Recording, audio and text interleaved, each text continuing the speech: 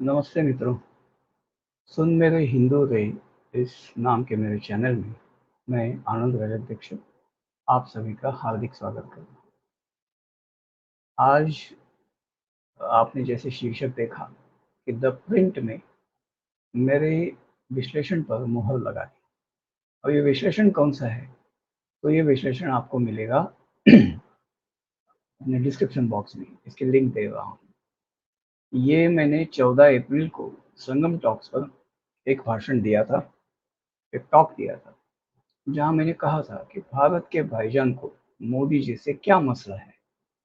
और मैंने उसका कारण सीधा-सीधा बताया था कि उसका मसला है भाईजान का अकीदा, उसका ईमान, उसकी तौहीद, जो भी आप कहें। कुल मिलाकर ये है उसका अंधविश्वास कि उसको अगर वो मोदी ईमान के खिलाफ मतलब क्या है? अगर वो ईमान के खिलाफ जाता है, तो उसके नज़र में क्या है बात? ईमान के खिलाफ जाना क्या होता है? वो जहन्नम में जाएगा। ये वो मानता है, ये उसकी मान्यता है, ये उसका अंधविश्वास है। और ये उसमें कौन डालता है? उसका लोकल मौलाना, इमाम जो भी होगा वो डालता है, या बाहर से भी आते हैं जो प्रवचन खुतबे देने के लिए आते हैं। चुनावी खुतबे दिए जाते हैं, लोगों के होते हैं। आपने सज्जाद नोमानी का खुतबा सुना ही होगा, एक वीडियो खुतबा है जो बता रहे हैं। वो तो उनकी मसलक के लिए है, लेकिन सारे मुसलमान इस बात को मानते हैं कि उनको इस समय मोदी जी के खिलाफ वोट करना है। एक्चुअली उनको मोदी जी के खिलाफ वोट नहीं करना है, उनको इस्लाम के लिए वोट करना है। खुल के कह रहा हूँ, उनको इस्लाम के लिए वोट करना है, मोदी जी के खिलाफ नहीं। मोदी जी के खिलाफ तो बस वो हो जाता है क्योंकि वो इस्लाम के लिए वोट कर रहे हैं। अब यहाँ बात क्या है? उन उनके साथ ये बात इतने डिटेल में उनके मौलाना, मुफ्ती वगैरह जो है, इमाम वगैरह जो भी है, ये बात इतनी डिटेल में डिस्कस करेंगे, ऐसा मैं नहीं कहूँगा।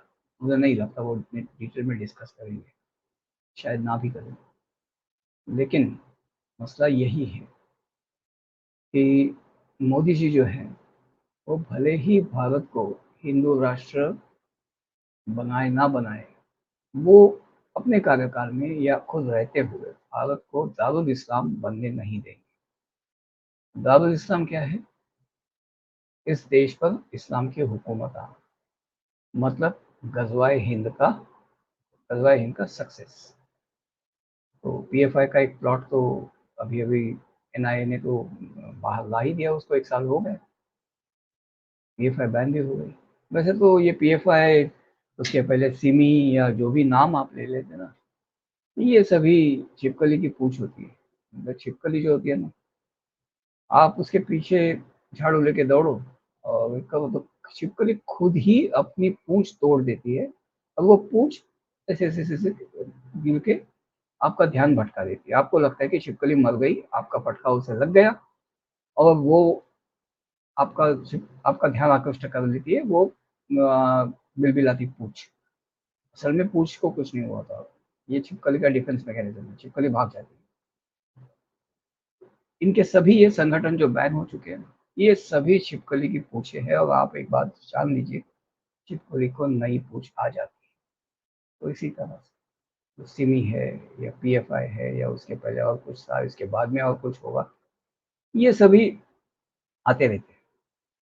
ठीक है, नाम आते रहते हैं, आइडियोलॉजी एक ही है। तो उसमें उनको क्या मिलेगा? कुछ नहीं। बात केवल ईमान की है। वैसे देखें तो मोदी जी, हम सब जानते हैं, मैंने उस विश्लेषण में भी जो सन ऑफ टॉक्स से मैंने विश्लेषण दिया था, उसमें मैंने पूरा सबसे शुरुआत ही ये की थी कि हिंदुओं का रोष उठाकर भी मोदी जी ने भारत के भाईजान को बहुत कुछ दिया है। हिंदुओं को रोष है कि उनको क्यों दिया, क्योंकि वो मोदी जी को वोट नहीं करेंगे और वो भारत से कभी उनकी निष्ठा नहीं है। वो सबका खून है, सबका खून शामिल है यहाँ की मिट्टी में। नहीं, इनका खून शामिल नहीं है, इनकी टट्टी शामिल है यहाँ की मिट्टी में। अब टट्टी को कहते हैं विष्ठा, और इनकी भारत के प्रति निष्ठा नहीं है। भारत के लिए इनके लिए एक निष्ठा है दिमाग में। ये बात आप गांठ बांध लीजिए। अब वो क्यों है? जैसे वो भारत से एकनिष्ठ हो जाते हैं, लेकिन इजाजत नहीं है उसकी। समझे आप? ये जो बाहरी विचारधारा के वो जो गुलाम है, वो उन्हें भारत से एकनिष्ठ होने की इजाजत नहीं देता। पाकिस्तान के लिए उनकी निष्ठा नहीं है। आप कृपया उनको पाकिस्तान के लिए निष्ठा एकनिष्ठ ना माने। वो पाकिस्तान के लिए सन्निष्ठ नहीं है, वो अपने दीन के लिए सन्निष्ठ है, और दीन के लिए निष्ठा भारत से गद्दारी है। पाकिस्तान के लिए नहीं, दीन के लिए।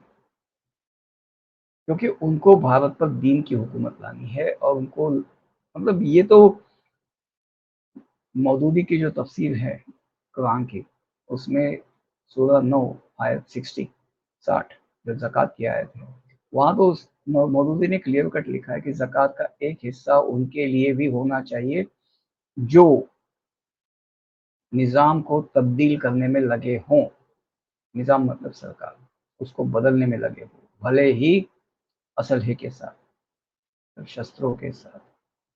अगर सरकार को पलटने में लगे हो तो उनके लिए भी ज़कात का एक हिस्सा जाना जायज़ है।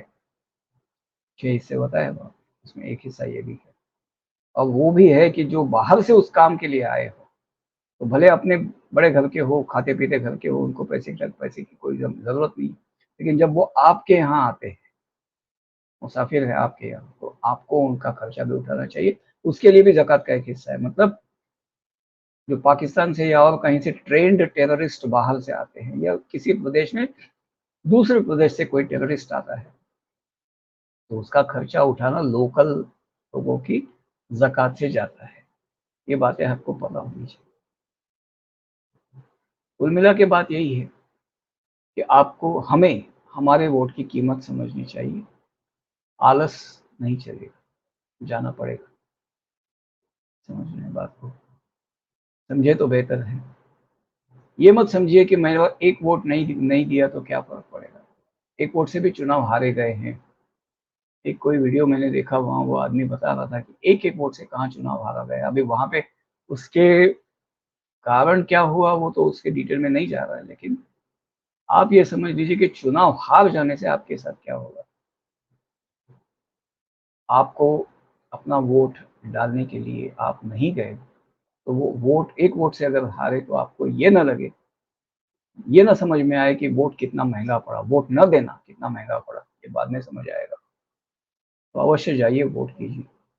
प्रिंट ने तो क्या है, मैं तो इसमें मुझे खुशी नहीं है कि प्रिंट ने मेरी बात पर मोहर लगा दी, कि मैं तो झंडा लेके नाचने वाला नहीं हूँ कि हे प्रिंट ने मेरी बात पे मोहर लगा दी। और वो वामपंथी पेपर है, ये सब जानते हैं। क्विंट क्विंट ये सभी वामपंथी है। तो उसने अगर एक राष्ट्रवादी के विश्लेषण पे मोहर लगा दी, तो आप लोग भी इस विश्लेषण को सत्य मान सकते हैं। वे भी उसे असत्य नहीं ढुकरा वे भी उसे झुठला नहीं सकेंगे। अब प्रिंट ने खुद ही तो बता दिया है। ये लोग खुद बता रहे हैं ईमान के खिलाफ है, मतलब क्या है भाई?